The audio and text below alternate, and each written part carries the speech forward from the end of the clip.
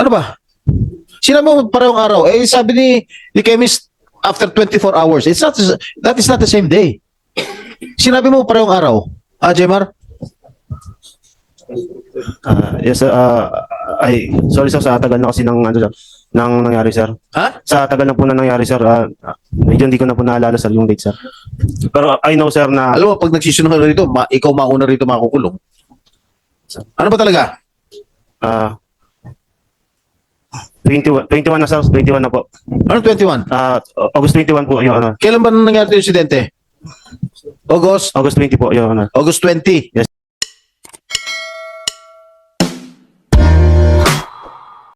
Yanong Senator. Tinitignan ko nga po itong PNP operational procedure kung kailan dapat mag-conduct ng flag down vehicles. Totoo po na dapat pareho lamang. Hindi yung motorsiklo at dapat kasama rin yung mga sedan vehicles. Lalo na po kung mayroong crimes committed within the vicinity at kung kailan magkakandak po ng checkpoint. Tama po.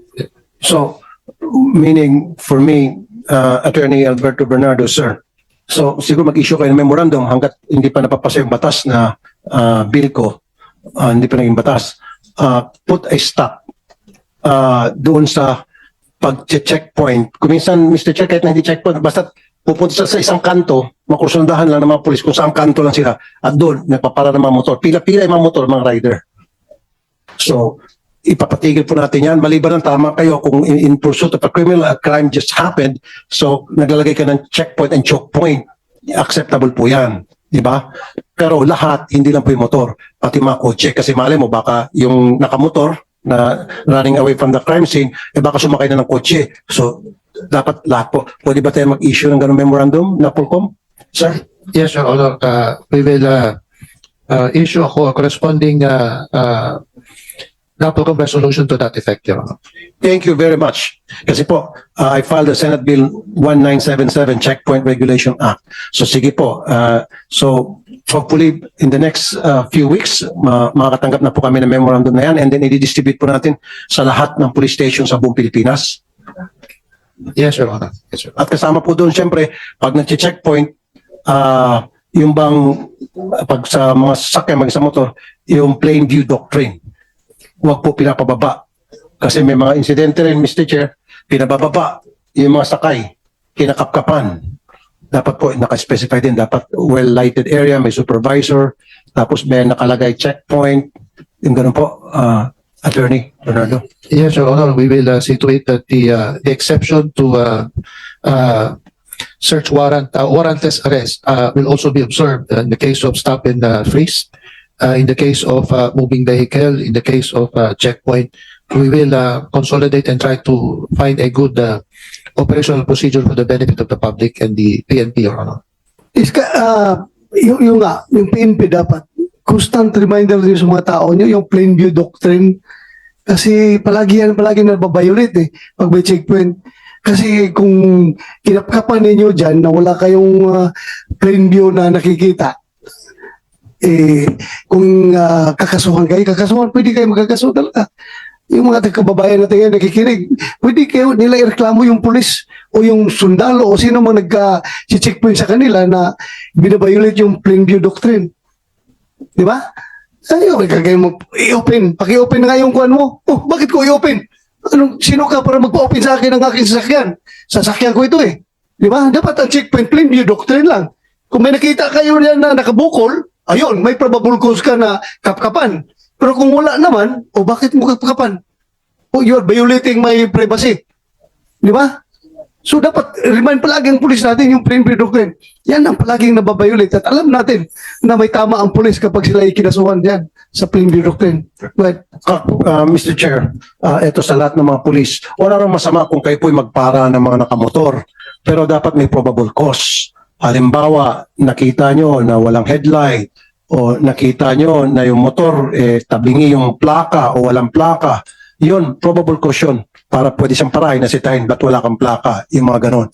Hindi yung basta parang para baka makatsamba ng walang rehisto o expired rehisto saka impound yung sakyan, bawal po yun. So ngayon, rules of engagement, dito malinaw na hindi nasunod yung tinatawag na rules of engagement. Yung mga pulis natin, baril muna sa kapapaliwanag. Dapat, kayong mga pulis, gagamitin nyo lang inyong baril kung nakita nyo na yung suspect o yung tao hinahabol ninyo ay armed and dangerous as well kung nakipagbarilan sa inyo. Pag tumatakbo na yung tao, huwag nyo nang habulin. Sa maraming insidente, tumatakbo na po yung suspect o yung tao hinahabol, pinagbabaril pa rin. Hindi na po nasunod yung rules of engagement. Yun siguro po, Attorney Bernardo, magpasa rin po kayo ng memorandum tungkol dyan na strictly observe yung tinatawag na rules of engagement. Sir. Yes, Your Honor. We will update issuance of the NAPOLCOM and the PNP operational procedure on the matter. Nasa operational procedure po yan, no, sir? Yes, Your Honor.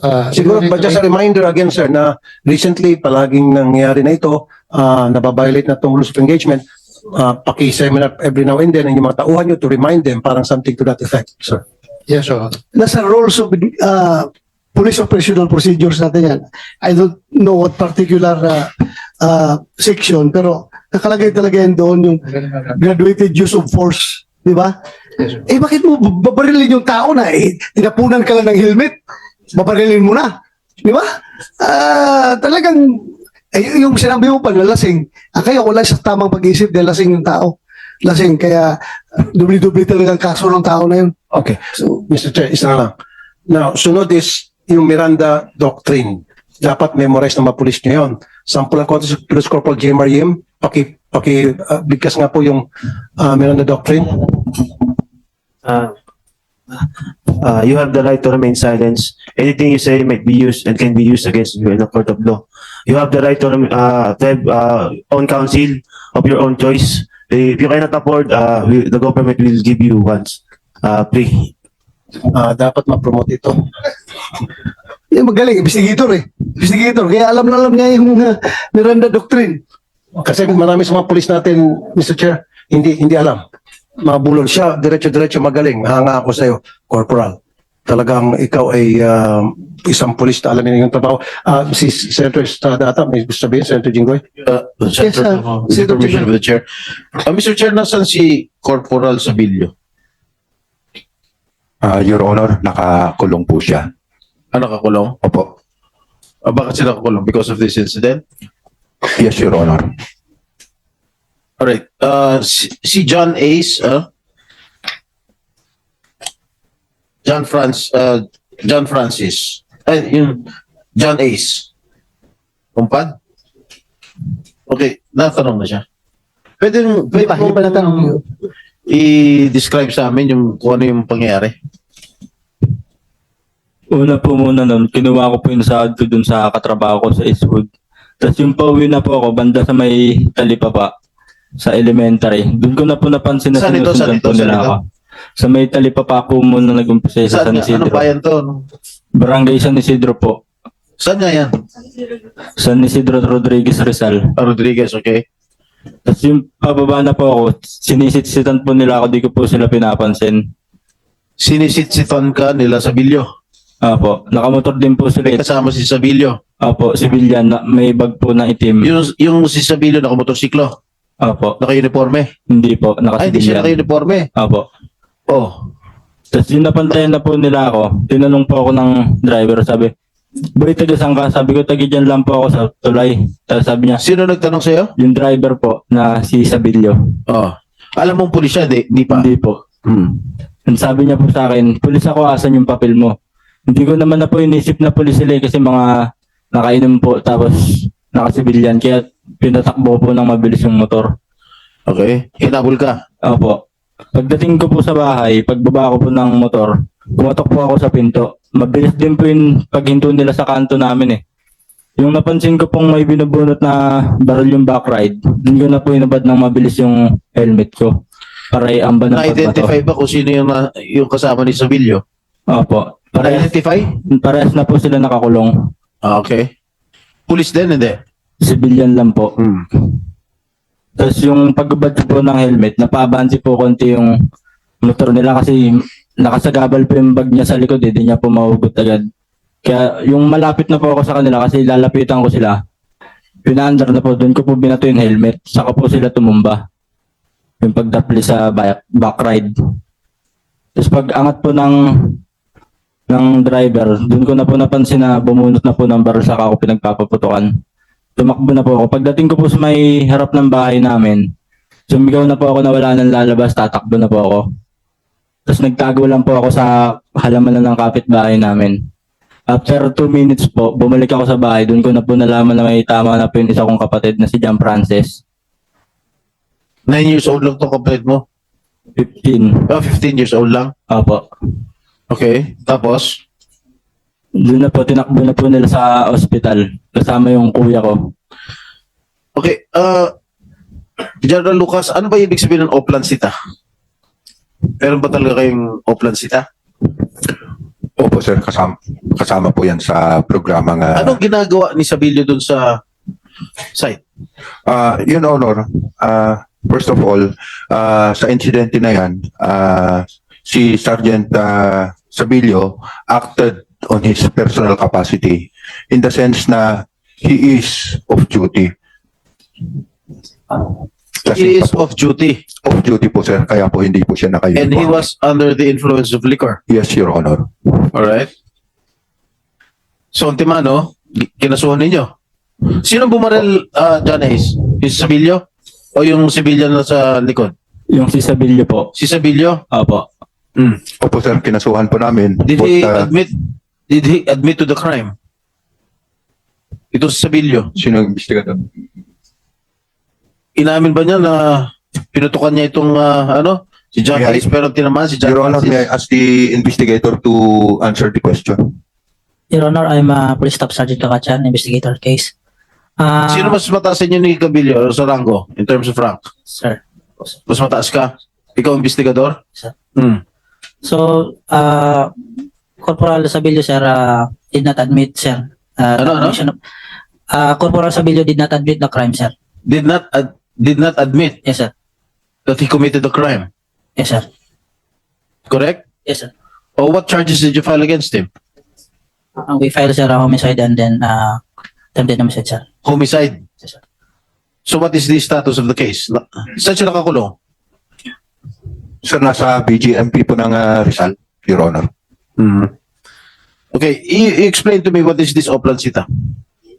Senator Jinggoy, if I may, homicide ba ang murder? Kinaso nyo? Sabi mo kayo na murder. Ito, Yes, sir. Ang ipinail namin, sir, is attempted homicide and homicide, sir. However, sir, during the process of the case, sir, doon sa prosecutor's officer, ginawa nila, sir. inelevate ng Inelevate nila doon sa In-upgrade. murder. Yes, sir. In-upgrade sa murder. Yes, sir. Okay. So hindi na homicide. Yes, sir. So the prosecutor's office upgraded it to murder. Yes, sir. All right. Senator Jinggoy, So that is no bail. Yes, sir. Walang bail. Senator Jinggoy, pwede Senator Yes. Jinggoy, mabilis lang. Para hindi mabasura yung kaso basta-basta, anong ebidensya meron kayo? Kasi dinideny niya he did not admit to the crime, right? Anong ebidensya meron kayo para siya ay madiin ninyo? Presenta niyo po sa korte. What are the pieces of evidence? Magandang hapon, sir. Corporal Lim, sir. Yes, sir, during the conduct of investigation, sir, yung firearms po ni Corporal Sabilio na recover namin. Then, naka-recover din po kami ng 3 basyo, which is nag-match po sa barrel ni Sabilio po. Anong gamit na baril? Taurus 9mm po. Taurus. Yes po. Nag-positive po yung... So nag-match yung shell dun sa baril. Yes, sir. Although, sir, negative sila sa paraffin, sir, pero nag-match yung baril niya dun sa na-recover naming ebidensya dun sa crime scene. Kailan yung pinaraffin test? During that time din, sir, Bakit nag-negative kung siya bumaril?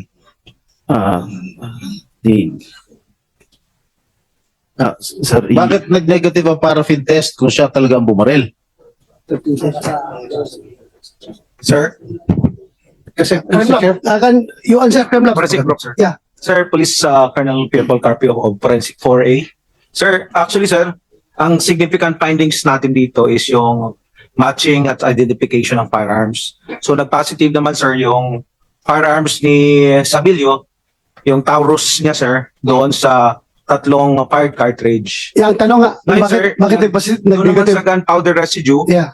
nag-negative siya, sir. Kaya lang, yun naman talaga, sir, ang kanang gunpowder residue. Minsan, sir, talaga, may mga findings kaya siya negative, such as factors, sir, nung revolver versus yung 1911, mas maraming nagpapositive sa revolver. Or after a few days na nangyari yung pagpaparafin test. It is possible also, Hindi, sir. ang sabi kasi ni Police Corporal, on the spot, nagparaffin test kayo, di ba? On that same day? Yes, sir. On the spot. Sir, Okay. if I may, we have also our chemist here that is very much capable of answering the questions with regards Yung to... forensic chemist dyan, ang alam Yes, sir. mag-explain. Kung ano mga factors Your Honor, if I na... may, Yeah. Miss Major Rosales, sir. Simple lang naman yung tanong ko. I am not a scientist or I am not a chemist. Di ba usually, ang sabi ni Corporal Jmar, nag-negative siya sa paraffin test. At isinagawa yung paraffin test on the same day. How many hours after the incident, after the crime? Isinagawa yung paraffin test. On that day, sir, na Yes, I know on that day. Ano oras ba nangyari? Yung krimen? madaling araw po, sir. Madaling araw. Ano oras ka madaling araw? Past 12 na po. Past 12. O, kailan nyo isinagawa ang paraffin? Hapon na po ata yun, sir. Hapon? Kinabukasan? Hindi po, on that day, sir. Bali, Ano oras ba nangyari? Sabi mo madaling araw? Sir, 12:05, sir. In the morning? Yung incident, sir. In the morning, In sir. the morning. Okay, what time did you administer the paraffin test? Sir, I received the paraffin request at 12:40 in the morning of August 21, sir. So roughly more than 24 hours, sir. Oh, wala na talaga. Mag-negative na talaga yan. You told me on the same day. Ano ba? Sinabi mo parehong araw. Sabi ni chemist after 24 hours. That is not the same day. Sinabi mo parehong araw. Jemar? yes, sir. Sorry, sir, sa tagal na kasi ng nangyari, sir. Ha? Sa tagal na po na nangyari, sir, medyo hindi ko na po naalala, sir, yung date, sir. Pero I know, sir, na Alam mo, pag nagsisunod ka rito, ikaw mauna rito makukulong. Ano ba talaga? 21 na, sir. 21 na po. Ano 21? August 21 po, yung ano. Kailan ba nangyari yung insidente? August? August 20 po, yung ano. August 20. Yes, sir. You received, madam? At 12:40 in the morning of August 21, 2023, Your Honor. So August 20 nangyari ang krimen. So that's 24 hours in the morning. Yes, Your Honor. Usually, pag one day, ang kinundak ng paraffin test, mawawala na yung residue, powder residue. The gunpowder residues can be detected up to 72 hours, Your Honor. 72 hours. Or 3 days, Your Honor. Alright. Ito, one day lang. Bakit na ang findings nyo negative? Yes, Your Honor. Negative result of the paraffin does not mean that the subject did not fire a gun because the presence of gunpowder nitrates is affected by several factors, sir. Like the type of caliber used. Between po sa revolver and sa pistol, mas malaki po ang chance na mag-positive yung revolver dahil separate po yung mga parts niya. So yung leakage po ng gunpowder residue, mas malaki yung chance na ma-deposit sa kamay. Another factor po ay yung mga wind direction. Kung ang wind direction po ng time na yon ay away sa shooter, so, hindi po talaga magde-deposit sa kamay niya. So, kung papunta naman po sa shooter ang direction ng wind, most likely magpa-positive po siya. Another factor po is the direction of firing. Pag pataas po tayo bumaril, yung gravity, most likely may made-deposit din po sa kamay natin compared sa pababa. So yun po yung mga factors na maaring mag-contribute sa negative result ng paraffin test. O halimbawa, naghugas ng kamay ng alcohol. Ordinary washing of hands, sir, hindi po mari-remove ang Will not gunpowder affect it. residues. Yes, Your Kahit Honor. hugasan mo na suka yan. Hindi. Yes, Your Honor. Ha? Yes, Your Honor. Alright. Style yan ng lumang pulis. Suka daw, suka, tatanggal para matanggal. Pero sa mga bagong pulis ngayon, yung mga forensic chemist, hindi daw talaga matanggal yan na suka. So mali pala yung ginagawa ko noon. Suka gamit ko. Go ahead. What else, madam? And the use of gloves, Your Honor, kung The use gloves, kung Alright. naka-gloves siya, magne-negative po talaga kasi hindi makaka-penetrate sa pores niya yung gunpowder. Naka-gloves po si Sabilio? I don't think so. Hindi. Ha? Naka-gloves ba, John Ace? Hindi po. Oh. So factors lang naman po yun, Your Honor, kasi nga po ang paraffin result po ay considered as corroborative evidence na lang po siya. Okay. Kasi nga po may chance po na nagpaputok pero hindi magpa-positive.